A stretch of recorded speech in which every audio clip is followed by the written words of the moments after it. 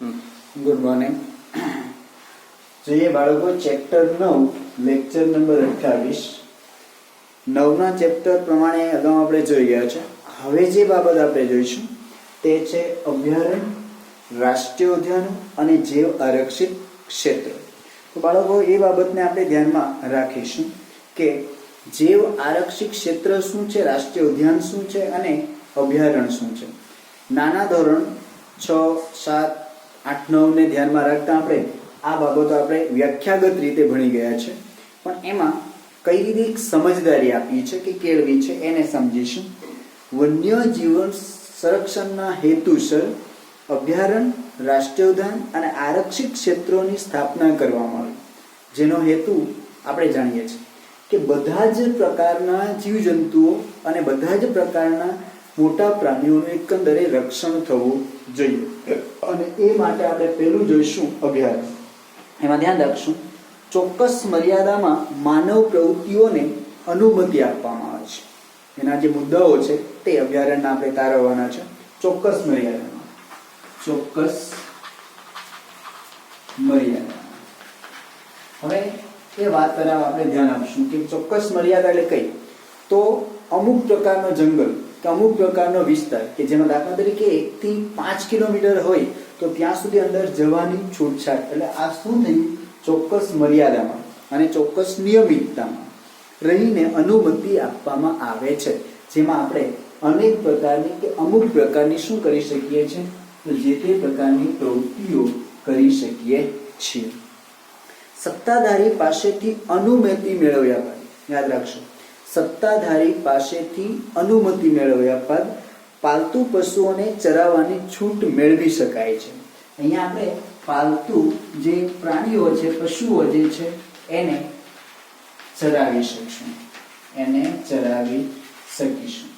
પણ કોની પરવાનગી લેવાની થાય છે? જે સત્તાધારી છે, સત્તાધારી જે છે એ સત્તાધારી પાસેથી આપણે શું કરવું પડશે, તો અનુમતિ મેળવવી પડે છે. આ બાબત છૂટછાટ મળે છે અભયારણ્યમાં. બીજી વાત, વન્યજીવ અભયારણ્યની સ્થાપના કોઈ એક વિશેષ પ્રજાતિના સંરક્ષણ માટે કરાય છે. દાખલા તરીકે ગીર રાષ્ટ્રીય ઉદ્યાન છે, ગીર અભયારણ્ય છે, તો એ ગીર અભયારણ્યમાં આપણને ખ્યાલ છે તે પ્રમાણે કે સિંહ જે છે એ સિંહ મુખ્ય બાબત છે. ગીર અભયારણ્યમાં સિંહ જે છે એ મુખ્ય છે, તો એની સંપૂર્ણ રીતે શું કરવામાં આવશે, તકેદારી લેવામાં આવશે. એટલે આપણું વાક્ય શું કહે છે કે વન્યજીવ અભયારણ્યની સ્થાપના કોઈ એક વિશેષ પ્રજાતિના સંરક્ષણ માટે કરાય છે. એનો સીધો અર્થ શું થયો કે કોઈ એક પ્રજાતિને સાચવવામાં, જાળવવામાં એનું સંપૂર્ણ રીતે શું થાય છે, અહીંયા રક્ષણ કરવામાં આવે છે. એ બાબત અહીં પૂર્ણ થાય છે. બીજી વાત તરફ જઈએ કે અભયારણ્યની સ્થાપના રાજ્ય સરકાર દ્વારા જરૂરી પ્રક્રિયા દ્વારા કરી શકાય છે. એક માસ માટે આ બાબતને ખાસ ધ્યાન રાખશો કે શેના માટે ધ્યાનમાં રાખવામાં આવે છે કે રાજ્ય સરકાર, એટલે દાખલા તરીકે અહીંયા ગીર અભયારણ્ય છે તો તે ક્યાં આવેલું છે, બાળકો, ગુજરાતમાં આવેલું છે. તો અહીં શું કરવામાં આવશે, ગુજરાત સરકાર જે છે એ ગુજરાત સરકાર એનું સંપૂર્ણ પ્રતિબંધ રાખશે, સંપૂર્ણ દેખરેખ રાખશે. આ રીતે જે જગ્યાએ, જે રાજ્યમાં જે અભયારણ્ય આવેલું છે એની જવાબદારી જે તે રાજ્યની હોય છે. પેરિયાર, ચંદ્રપ્રભા અને એત્તુર નાગર અભયારણ્ય જાણીતા છે. આપણને ખ્યાલ છે કે ભાઈ આ જે પેરિયાર છે, ચંદ્રપ્રભા છે અને એત્તુર નાગરમ જે છે એવા અભયારણ્યો જાણીતા છે. તો આપણને એક ઉદાહરણ તરીકે લખવું હોય કે કયા રાજ્યમાં આવેલું છે એ રીતે પૂછાયેલું હોય તો પણ એ આપણે લખી શકીએ છીએ. ધોરણ 9ના ટેક્સ્ટબુક પ્રમાણે આપણે ચોક્કસ બાબત અમને ભણી ગયા છે. તો આ બાબત થઈ. હવે અભયારણ્ય કોને કહેવાય એ બાબત આપણે વ્યાખ્યાગત રીતે નક્કી કરવી હોય તો શું લખી શકીશું, શું લખશું, તો અભયારણ્ય એટલે યાદ રાખશો, વ્યાખ્યાગત વાત આમાંથી આપણે તારવવાની છે કે અભયારણ્ય એટલે કોઈ ચોક્કસ પ્રદેશમાં સત્તાધારીની પરવાનગી મેળવ્યા પછી તેમાં કેટલાક પાલતુ પશુઓને કે સામાન્ય ખેતી કરવાની પ્રવૃત્તિ ઉપર પ્રતિબંધ હોતો નથી, પણ છૂટછાટ હોય છે. એવી પદ્ધતિ જેને આપણે શું કહીશું? અભયારણ્ય. કહેવાનો મતલબ શું? કોઈ એવો વિસ્તાર જ્યાં સત્તાધિકારીની મંજૂરી મેળવવામાં આવે છે, સામાન્ય ખેતી, લાકડા વીણવા, પાલતુ પશુને ચરાવવા ઉપર છૂટછાટ હોય છે, પ્રતિબંધ હોતો નથી, જેને ટૂંકમાં અભયારણ્ય કહેવામાં આવે છે. તો એવી રીતે આ બાબતને એટલે કે અભયારણ્યને આપણે વ્યાખ્યાગત રીતે તારવી શકીશું. હવે બાળકો આપણે જોઈશું રાષ્ટ્રીય ઉદ્યાન.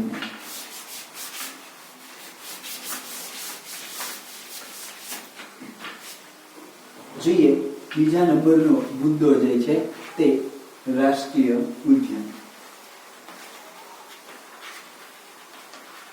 તો રાષ્ટ્રીય ઉદ્યાન શું છે? આપણે જોઈ ગયા અભયારણ્ય. તો એની કેટલીક બાબતો, કેટલાક વાક્યો જે છે એને હા કે ના તરીકે જોડવાની સાથે જે બાબત જોડાય તેના તરફ ધ્યાન આપશું. ચોક્કસ રીતે જોતા અભયારણ્યની તુલનામાં આ વધારે સંરક્ષિત ક્ષેત્ર છે. અભયારણ્ય જે જોઈ ગયા એની સરખામણીમાં આમની સુરક્ષા એટલે કે રાષ્ટ્રીય ઉદ્યાનની સુરક્ષા કેવી છે? તો વધારે છે. ત્યાં આપણે પાલતુ પશુઓને ચરાવવામાં દેવામાં આવતા હતા, સામાન્ય પ્રવૃત્તિ કરવા દેવામાં આવતી હતી, લાકડા વીણવા પર પ્રતિબંધ હતો નહીં. તો અહીંયા જોઈશું તેમાં એકથી વધારે પારિસ્થિતિક તંત્ર. આપણને એ વસ્તુ ખ્યાલ હોવું જોઈએ બાળકો કે પારિસ્થિતિક તંત્ર એટલે શું?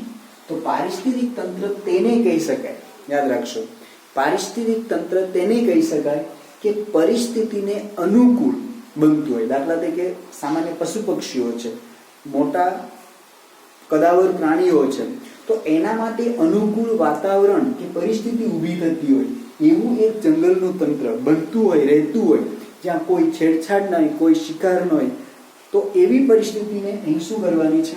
નિયુક્ત કરવાની છે. પાલતુ પશુઓને ચરાવવા ઉપર સંપૂર્ણ પ્રતિબંધ હોય છે. અહીંયા આપણે જોવાનું છે કે જે પાલતુ પશુઓ જે છે એ પાલતુ પશુઓ પર ચરાવવાની શું છે? સંપૂર્ણ પ્રતિબંધ. યાદ રાખજો, સંપૂર્ણ પ્રતિબંધ છે. એનો સીધો અર્થ શું થયો કે રાષ્ટ્રીય ઉદ્યાનમાં સંપૂર્ણ પ્રતિબંધ છે, એટલા માટે કેવું છે? સુરક્ષિત છે. અને અભયારણ્યમાં સંપૂર્ણ પ્રતિબંધ નથી, છૂટછાટ છે. આ રીતે એ વધુ સુરક્ષિત છે. યાદ રાખશો, પાલતુ પશુને પ્રતિબંધ હોય છે. અભયારણ્યની જેમ જ તે કોઈ એક વિશેષ પ્રજાતિ પર કેન્દ્રિત હોતું નથી. અભયારણ્યની જેમ હોતું નથી. એનો મતલબ શું થયું? આપણે ગીરમાં સિંહનું ઉદાહરણ જોઈએ કે એક્ઝામ્પલ રીતે સિંહની જ દેખરેખ રાખવામાં આવે તો બાકી પશુ પક્ષીની નહીં. પણ અહીં એકંદરે રાષ્ટ્રીય ઉદ્યાનમાં વિશેષ એટલે કે મોટા ભાગના પ્રાણીઓ ઉપર દેખરેખ રાખવાનું કામ કરવામાં આવે છે. તેની સ્થાપના રાજ્ય અને કેન્દ્ર સરકારના સંકલનથી કરાય છે. એનો મતલબ શું થયો? અભયારણ્યમાં માત્ર તે રાજ્ય સરકાર ધ્યાન રાખે છે, જ્યારે રાષ્ટ્રીય ઉદ્યાનમાં જે તે રાજ્ય સરકાર પણ અને કેન્દ્ર સરકાર પણ. એનો મતલબ શું થયું? રાજ્ય સરકાર પણ ધ્યાન આપે છે અને કેન્દ્ર સરકાર પણ ધ્યાન આપે છે. બંનેના સંકલનથી આ કામગીરી કરવામાં આવે છે. રાષ્ટ્રીય ઉદ્યાન અભયારણ્યમાં માત્ર ને માત્ર રાજ્ય સરકાર દેખરેખ રાખે છે.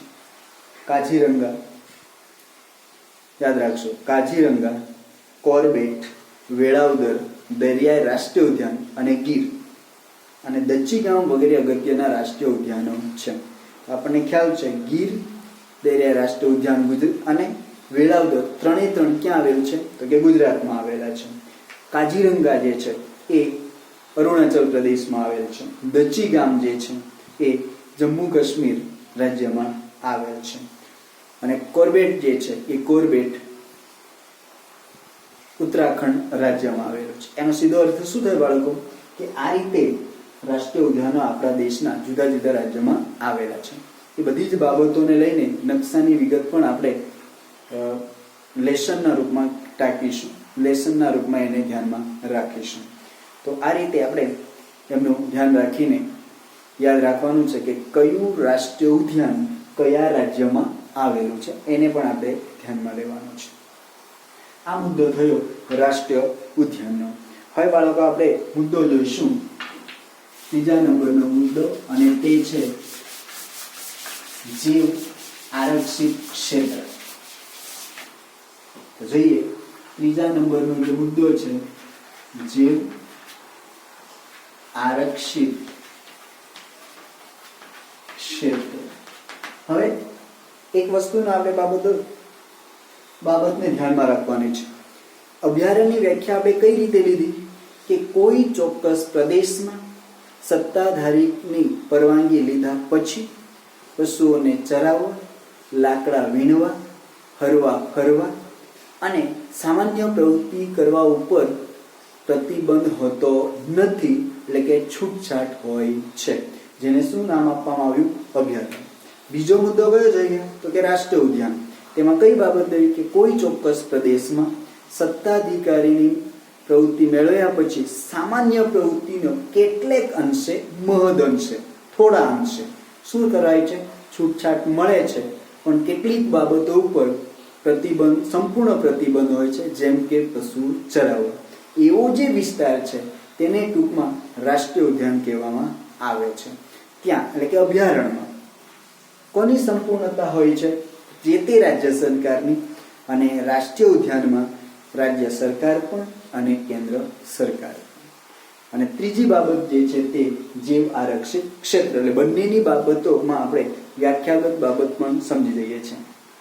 જીવ આરક્ષિત ક્ષેત્ર, તેની રચના આંતરરાષ્ટ્રીય માપદંડો અનુસાર થાય છે. યાદ રાખજો બાળકો, આંતરરાષ્ટ્રીય માપદંડો અનુસાર. આંતરરાષ્ટ્રીય માપદંડો અનુસાર થાય છે. એનો મતલબ શું થયું કે આંતરરાષ્ટ્રીય રીતે એની ચોક્કસ વિસ્તાર કે પ્રદેશને ધ્યાનમાં રાખીને કરવામાં આવે છે અને એ માપદંડ અનુસાર તે દેશમાં કરવામાં આવે છે.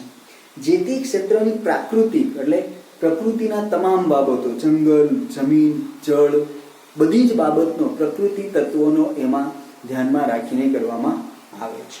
એ સિવાય સાંસ્કૃતિક વિવિધતાનું, તે પ્રદેશમાં રહેતા લોકો અને તેની સંસ્કૃતિ, તેની અમુક પ્રકારની માનવીય સમાજની પ્રવૃત્તિઓ જે છે એનું પણ સંરક્ષણ કરવાનો હેતુ રહેલો છે. એનો સીધો અર્થ એ થયો કે પ્રકૃતિના તત્વોને પણ અને કુદરતી રીતે એ માનવીય પ્રવૃત્તિની બાબતો પણ એને ધ્યાનમાં રાખવાનું કામ કરવામાં આવે છે. તે ક્ષેત્રમાં થતી બધી વનસ્પતિ, જીવજંતુઓ આપણે જોઈ ગયા કે તે પ્રદેશના જંગલો, વનસ્પતિ, બધી જ બાબતો, વનસ્પતિ, જીવજંતુઓ અને જમીન ઉપરાંત ત્યાં વસતા માનવ સમુદાય. આપણે કારણ કે એ વસ્તુ જોઈ ગયા છે કે ત્યાં પ્રાકૃતિક તત્વો, પ્રાકૃતિક બાબતો અને એમની સાથે સાથે કઈ બાબતને ધ્યાનમાં રાખવામાં આવી તો માનવ સમુદાય. યાદ રાખશે, માનવ સમુદાય. એટલે માનવ સમુદાયમાં એની બધી જ બાબતો સાંસ્કૃતિક રીતે એમાં શું થઈ ગઈ તો સમાવિષ્ટ થઈ ગઈ. તો માનવીની બધી જ સાંસ્કૃતિક બાબતોનો સમાવેશ એમાં કરવામાં આવે છે. નું સંરક્ષણ કરે. જે વૈવિધ્ય બાબતે સંશોધન અને પ્રશિક્ષણ માટેની ખાસ સવલતો ઊભી કરાય છે. એટલે કઈ રીતે એને બચાવવું, કઈ રીતે એને ટકાવવું, પ્રશિક્ષણ નવું કઈ રીતે કરી શકાય એ વાતને પણ મહત્વ આપવામાં આવે છે. આ પ્રકારે ઘોષિત વિસ્તારોમાં જાહેર થયેલા તમામ વિસ્તારો જે છે એ બહારની માનવીય ગતિવિધિ ઉપર સંપૂર્ણપણે પ્રતિબંધ હોય છે. એટલે માનવીની અમુક પ્રકારની પણ સંપૂર્ણ પ્રતિબંધતા ઉપર, સંપૂર્ણ દખલગીરી ઉપર શું કરવામાં આવે છે? પ્રતિબંધ. એટલે આપણે ધ્યાન રાખશું, જીવ આરક્ષિતમાં માનવીની સંપૂર્ણ દખલગીરી પર શું હોય છે બાળકો? પ્રતિબંધ હોય છે સંપૂર્ણ રીતે. આ વિસ્તારને ધ્યાનમાં રાખીને આ ક્ષેત્રનો સરેરાશ વિસ્તાર એકંદરે 5000 ચોરસ કિલોમીટરથી મોટો હોવો જોઈએ. 5000 ચોરસ કિલોમીટરથી વધુ મોટો હોવો જોઈએ. ખાસ યાદ રાખજો, 5000 ચોરસ કિલોમીટરથી વધુ હોવો જોઈએ એ આરક્ષિત ક્ષેત્રનો વિસ્તાર. આગળ જોઈશું નીલગિરી, મન્નારની ખાડી, ગેટ નિકોબાર, સુંદરવન, પંચમઢી વગેરે જેવા મહત્વના જેવા આરક્ષિત ક્ષેત્રો ગણવામાં આવે છે. ગુજરાતના કચ્છના રણની એક માર્ક્સના ઓપ્શન માટે આપણે બાબત ધ્યાન રાખશું. ગુજરાતના કચ્છના રણના વિશિષ્ટ પરિસ્થિતિના સંરક્ષણ હેતુસર 2008 યાદ રાખશો 2008 નું જે વર્ષ છે એ સાલમાં જૈવ આરક્ષિત જાહેર કરાયું. ગુજરાતનું કચ્છ જિલ્લોનું જે જૈવ આરક્ષિત ક્ષેત્ર તરીકે જાહેર કરાયું 2008ના વર્ષમાં, જેનું ધ્યાન રાખશો. હવે સમગ્ર ભારતમાં જૈવ આરક્ષિત ક્ષેત્રો 18 છે. રાષ્ટ્રીય ઉદ્યાનો 103 છે. અભયારણ્યો 531 છે. અને ગુજરાતમાં જૈવ આરક્ષિત ક્ષેત્રો 1 છે, જે આપણે જોઈ ગયું કચ્છનું રણનો જે વિસ્તાર. અને રાષ્ટ્રીય ઉદ્યાન 4 ગુજરાતની વાત કરું છું, અને અભયારણ્યો 23 છે. તો અહીં સુધી આપણે ચેપ્ટર નંબર 9 નું લેક્ચર 28 પ્રમાણે આ 3 બાબતો જોઈ ગયા. Thank you.